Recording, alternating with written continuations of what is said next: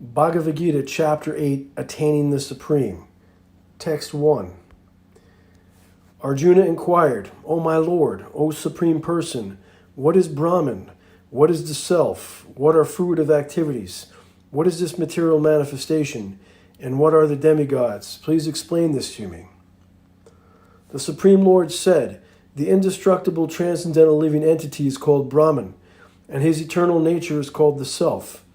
Action pertaining to the development of these material bodies is called karma, or fruitive activities. Physical nature is known to be endlessly mutable. The universe is the cosmic form of the Supreme Lord, and I am that Lord represented as the Supersoul, dwelling in the heart of every embodied being. And whoever at the time of death quits his body, remembering me alone, at once attains my nature. Of this there is no doubt. Whatever state of being one remembers when he quits his body, that state he will attain without fail. Therefore, Arjuna, you should always think of me in the form of Krishna, and at the same time carry out your prescribed duty of fighting. With your activities dedicated to me and your mind and intelligence fixed on me, you will attain me without doubt. He who meditates on the Supreme Personality of Godhead, his mind constantly engaged in remembering me, undeviated from the path, he, O Partha, Arjuna, is sure to reach me. One should meditate upon the Supreme Person as the one who knows everything, as he who is the oldest, who is the controller, who is smaller than the smallest, who is the maintainer of everything, who is beyond all material conception, who is inconceivable, and who is always a person.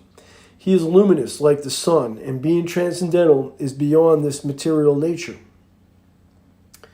One who at the time of death fixes his life air between the eyebrows and in full devotion engages himself in remembering the Supreme Lord will certainly attain to the Supreme Personality of Godhead.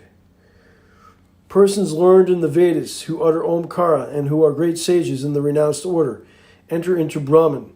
Desiring such perfection, one practices celibacy. I shall now explain to you this process by which one may attain salvation. The yogic situation is that of detachment from all sensual engagements, closing all the doors of the senses and fixing the mind on the heart and the life air at the top of the head. One establishes himself in yoga.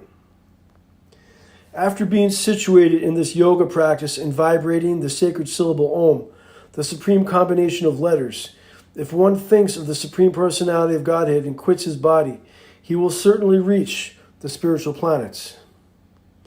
For one who remembers me without deviation, I am easy to obtain, O son of Pritha, because of this constant engagement in devotional service. After attaining me, the great souls, who are yogis in devotion, never return to this temporary world, which is full of miseries, because they have attained the highest perfection. From the highest planet in the material world down to the lowest, all are places of misery wherein repeated birth and death take place. But one who attains to my abode, O son of Kunti, never takes birth again. By human calculation, 1,000 ages taken together is the duration of Brahma's one day, and such also is the duration of his night. When Brahma's day is manifest, this multitude of living entities comes into being, and at the arrival of Brahma's night, they are all annihilated. Again and again the day comes, and this host of beings is active, and again the night falls, O Partha, and they are helplessly dissolved. Yet there is another nature which is eternal and is transcendental to this manifested and unmanifested matter. It is supreme and is never annihilated. When all in this world is annihilated, that part remains as it is. The supreme abode is called unmanifested and infallible, and it is the supreme destination. When one goes there, he never comes back. That is my supreme abode. The Supreme Personality of Godhead, who is greater than all, is attainable by unallied devotion. Although he is present in his abode, he is all-pervading, and everything is situated within him. O best of the Bharatas, I shall now explain to you the different times at which, passing away from this world, one does or does not come back.